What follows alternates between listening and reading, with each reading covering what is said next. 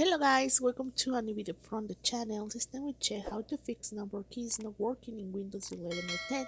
So let's start. So first let's go to the search bar and let's try access or accessibility here.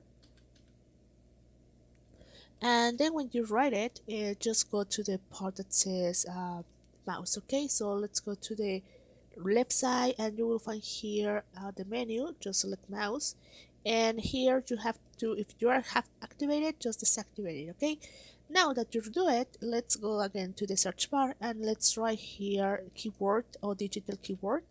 So you have to go and write it,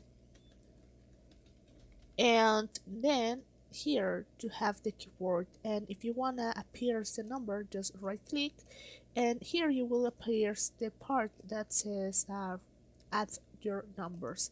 So you have to do it, and you have to activate the numbers here and just accept it, and now you have here the numbers on your screen keyboard. So that is how you can do it, guys. I hope this works for you. Thank you for watching this video. Remember to subscribe and give thumb up to this video.